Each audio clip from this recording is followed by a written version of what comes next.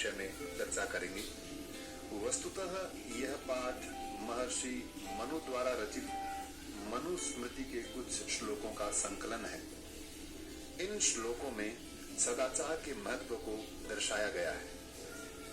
पहला श्लोक है, अभिवादनशीलस्य नित्यं व्रतोपसेविनः चत्वारि तस्य वर्धन्ते आयुर्विद्या यशो बलम्। इसका अन्वय है, अभिवादनशीलस्य दार्थ, अभिवादनशीलस्य, अभिवादन यानी प्रणाम करने वाले, नित्यम सदैव, व्रतोपसेविनः, यह शब्द दो शब्दों के मेल से बना है, वृद्धः और दूसरा है उपसेविनः, यानी बड़े बूढ़ों की सेवा करने वाले के। चत्वारि, चार, तस्य, उसके, आयु, उम्र, विद्या, ज्ञान, यशः, प्रसिद्धि, बलम, बल, ताकत, वर्धन्ते, बढ़ते हैं। इस श्लोक का अर्थ है, जो व्यक्ति अपने माता पिता को नित्य प्रणाम करता है तथा बड़े बूढ़ों की सेवा करता है, उस व्यक्ति की आयु, विद्या, यश और बल, ये चार चीजें अपने आप बढ़ती हैं।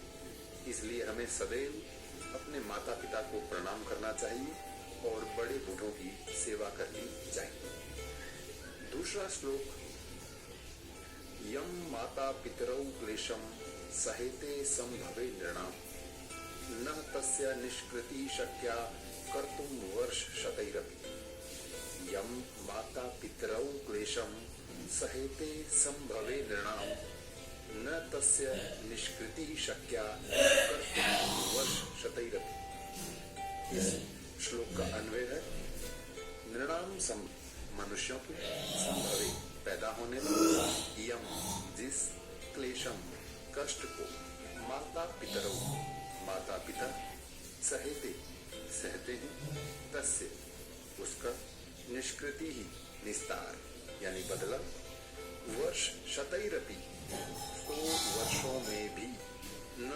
नहीं, कर्तुम, किया, शक्या, जा सके। इस श्लोक का अर्थ है, मनुष्य के जन्म के समय जो कष्ट माता पिता सहते हैं, उस कष्ट का निस्तार यानी बदला 100 वर्षों में भी नहीं चुकाया जा सकता। अगला श्लोक है, तयोर नित्यं प्रियं कुर्यात् ताचार्यस्य च सर्वदा तेष्वेव त्रिषु तुष्टेषु तपः सर्वं समाप्यते। तयोर नित्यं प्रियं कुर्यात् ताचार्यस्य च सर्वदा तेष्वेव त्रिषु तुष्टेषु तपः सर्वं समाप्यते। अन्वय, तयोः, माता, तयोः, उन दोनों का, माता पिता का, आचार्यस्य च, गुरु का, प्रियम, प्रिय, कुर्यात्, करना चाहिए, तेषु, उनमें, एव, ही, त्रिषु, तीनों में, माता पिता और गुरु, तीनों में, तुष्टेषु, संतुष्ट होने पर, सर्वम, सभी, तपः, तपस्याएं, समाप्यते, समाप्त हो जाती है। इस श्लोक का अर्थ है, उन दोनों, यहाँ उन दोनों से हमें समझना चाहिए कि पिछले श्लोक से लिया गया है कि जो कष्ट हमारे माता पिता सहते हैं उसका निस्तार हम 100 वर्षों में भी नहीं कर सकते, तो उन माता पिता का तथा गुरु का, तो यहाँ तीनों को मिलाकर कहा गया है। अर्थ है, उन दोनों यानी माता पिता तथा गुरु का सदैव प्रिय करना चाहिए। उन तीनों के संतुष्ट होने पर हमारी सभी तपस्याएं समाप्त हो जाती हैं, अर्थात हमें हमारी सभी तपस्याओं का फल मिल जाता है।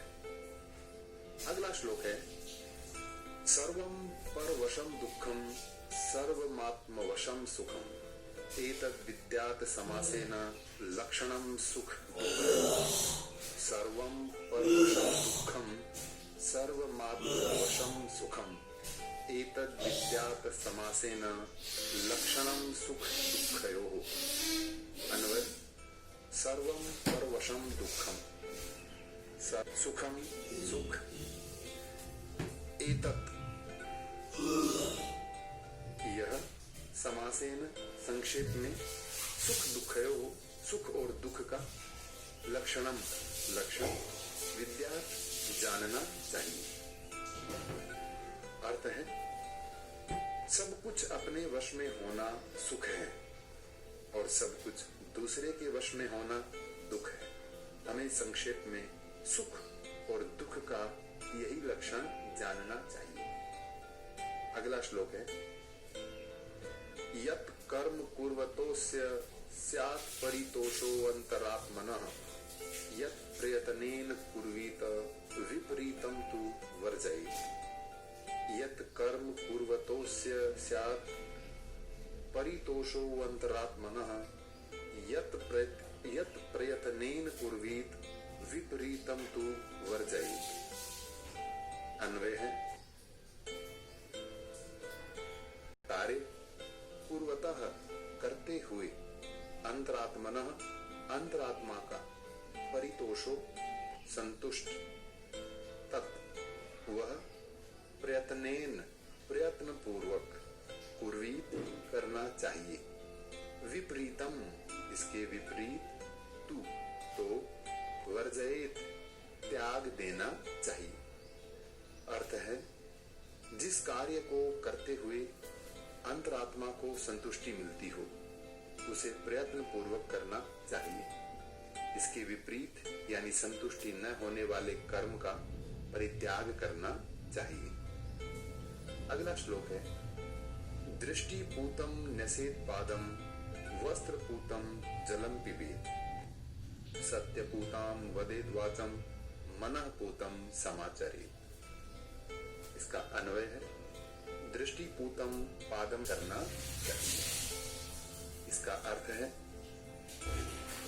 दृष्टि द्वारा पवित्र करके पैर रखना चाहिए, वस्त्र द्वारा पवित्र करके जल पीना चाहिए अर्थात हमें ध्यान करके जल पीना चाहिए। सत्य द्वारा पवित्र करके वाणी बोलनी चाहिए और मन द्वारा पवित्र करके आचरण करना चाहिए। धन्यवाद।